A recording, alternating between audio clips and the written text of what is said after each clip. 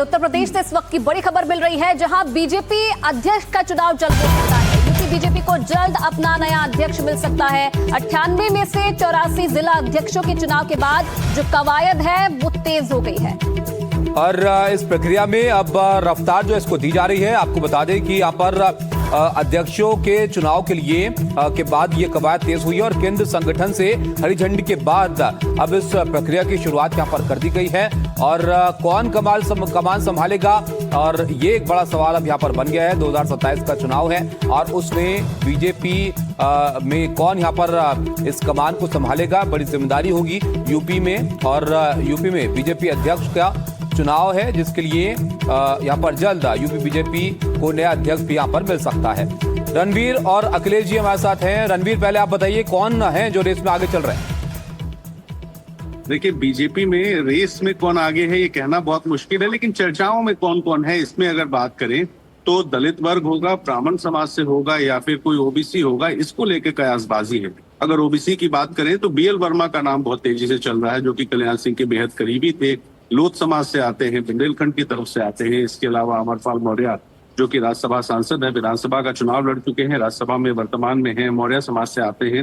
इसी तरह अगर दलितों की बात करें तो विद्यासागर सोनकर का भी नाम चल रहा है, रामशंकर कटेरिया का भी नाम चल रहा है। इसके अलावा अगर हम ब्राह्मणों की बात करें तो पूर्व deputy CM doctor Dinesh Sharma की बात हो या फिर सुब्रत पाठक हो, इस तरह से हरीश त्रिवेदी का भी नाम है। तो कई ऐसे संभावितों के नाम हैं, लेकिन नाम किसका आगे आएगा ये तो केंद्र तय करेगा। बिल्कुल, अखिलेश जी भी हमारे साथ यहाँ पर जुड़े हुए हैं। अखिलेश जी, आने वाले समय में चुनाव भी होने हैं और उसे देखते हुए जातीय समीकरण साधने की भी यहाँ पर कोशिश होगी और उसी हिसाब से जो नाम है वो फाइनल किया जाएगा।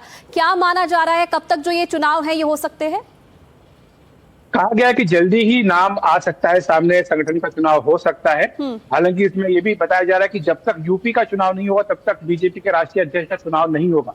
जहां तक नए अध्यक्ष की बात है, कहा जा रहा है कि जातीय समीकरणों के साथ साथ बीजेपी क्षेत्रीय समीकरणों को भी साधना चाहेगी, क्योंकि अगर आप सेंट्रल यूपी की बात करें तो वहां से बीजेपी को नुमाइंदगी देना बहुत जरूरी है। ये बात बार बार कही जा रही है। और साथ ही कल्याण सिंह के जाने के बाद ओबीसी में खासतौर से लोध वर्ग में जो वैक्यूम पैदा हुआ है उसको भरने की भी आवश्यकता महसूस की जा रही है। तो ऐसे में माना जा रहा है कि बीएल वर्मा सबसे मजबूत दावेदार के तौर पर उभर रहे हैं। लेकिन ये भी है कि बीजेपी को दूसरे जातीय समीकरणों को भी साधना है, क्योंकि मुख्यमंत्री ठाकुर हैं, राजपूत हैं, इसके साथ एक डिप्टी सीएम ओबीसी है, दूसरे डिप्टी सीएम ब्राह्मण है। तो ऐसे में शायद ब्राह्मण बीजेपी प्रदेश अध्यक्ष न बना, ये भी एक बात हो सकती है। तो कुल मिलाकर के कोशिश ये है कि संगठन में और सरकार में दोनों में ही साथ साथ बदलाव करना है और 2027 की जो चुनौती है विधानसभा चुनाव की, उससे पार पाना है। तो बीजेपी इसीलिए लगातार मंत्रणा कर रही है। आरएसएस के वरिष्ठ नेताओं की भी मुख्यमंत्री योगी आदित्यनाथ के साथ बैठक हुई थी, जिसमें की चर्चा हुई है कि नया अध्यक्ष कौन होगा। अखिलेश जी, लेकिन इस प्रक्रिया में काफी वक्त यहाँ पर पहले लग गया है। अब ये जैसे कि आपने बताया बहुत महत्वपूर्ण है, क्योंकि इस चुनाव के बाद ही जो बीजेपी के अध्यक्ष है उसके लिए प्रक्रिया यहाँ पर रफ्तार पकड़ेगी। तो आपको लगता है कि वो भी जल्दी यहाँ पर बीजेपी तय करने के लिए आगे बढ़ रही है? निश्चित तौर पर ये बात बिल्कुल सही है कि काफी देरी हो गई है, क्योंकि जो अभी वर्तमान अध्यक्ष है उन्होंने पिछले साल जब खराब प्रदर्शन रहा था बीजेपी का यूपी में लोकसभा चुनाव में, उसी के बाद अपना पद छोड़ने की पेशकश की थी, लेकिन उनसे कहा गया था कि आप बने रहें।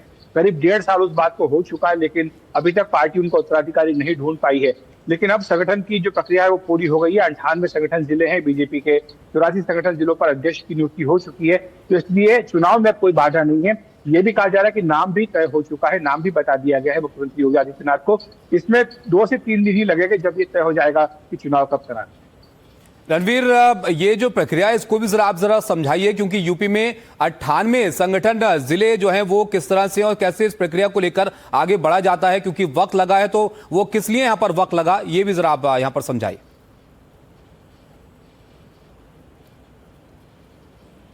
75 जिलाध्यक्ष हो गए। इसके अलावा जो बड़े शहर होते हैं उन शहरों में बीजेपी महानगर अध्यक्ष बनाती है और महानगर अध्यक्ष जिलाध्यक्ष के बराबर होता है। ऐसे में जिलाध्यक्षों और महानगर अध्यक्षों को जोड़कर जो संख्या आती है वो 98 आती है। इसके संगठन का चुनाव हो चुका है। जिलों में बाकायदा चुनाव पर्यवेक्षक जाते हैं, वोटिंग कराते हैं और उसके बाद नामों का ऐलान 94 नामों का ऐलान हो गया है, 4 नाम बाकी। अब रही बात प्रदेश अध्यक्ष के नाम के ऐलान की, तो प्रदेश अध्यक्ष का नाम जाति के हिसाब से, उनके इलाके के हिसाब से और बहुत सारे समीकरणों के हिसाब से तय होता है। जैसे अगर बात करें 2014 में महेंद्र नाथ पांडे थे, ब्राह्मण थे, फिर केशव प्रसाद मौर्य 2017 में रहे, फिर स्वतंत्र देव सिंह आए, उसके बाद से फिर भूपेंद्र चौधरी बने।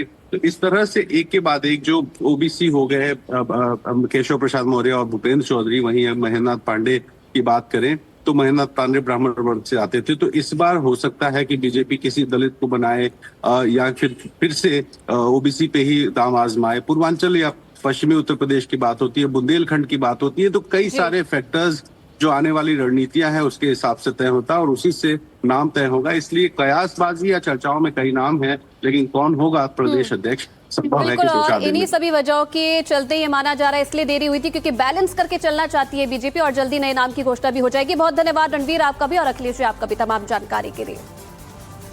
और आगे बढ़ेंगे बड़ी खबर के साथ। संसद के शीतकालीन सत्र का आज तीसरा दिन है। एसआईआर और श्रम कानून पर विपक्ष का प्रदर्शन सुबह 10:30 बजे संसद के बाहर विपक्ष की तरफ से प्रदर्शन किया जाएगा। विपक्ष दरअसल चर्चा चाहता है एसआईआर को लेकर और इसको लेकर आपने देखा गतिरोध संसद में देखने को मिला। अब थोड़ी देर बाद इंडिया गठबंधन के नेताओं की बैठक यहां पर होनी है।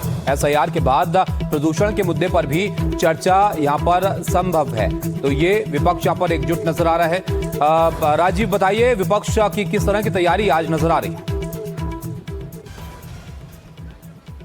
देखिए, विपक्ष की पूरी तैयारी है और करीब 9:30 बजे के आसपास जो है संसद भवन में जो मल्लिकार्जुन खड़गे हैं, जो राज्यसभा में विपक्ष के नेता हैं और कांग्रेस के राष्ट्रीय अध्यक्ष हैं, उनके कमरे में विपक्षी सदस्यों की बैठक होगी और अगली रणनीति पर चर्चा होगी। लेकिन जिस तरह से कल जिस तरह से पहले जो संसदीय कार्य मंत्री के कमरे में जो बाकी विपक्षी दलों के नेताओं की बैठक हुई, उसके बाद स्पीकर ने फ्लोर लीडर के साथ बैठक हुई, बीएसी की बैठक हुई, बीएसी यानी बिजनेस एडवाइजरी कमेटी की बैठक हुई और उसमें यह तय किया गया है कि जो एसआईआर के मुद्दे को लेकर मानसून सत्र से लेकर शीतकालीन सत्र तक जो गतिरोध चला रहा था, वो गतिरोध अब खत्म हो गया है।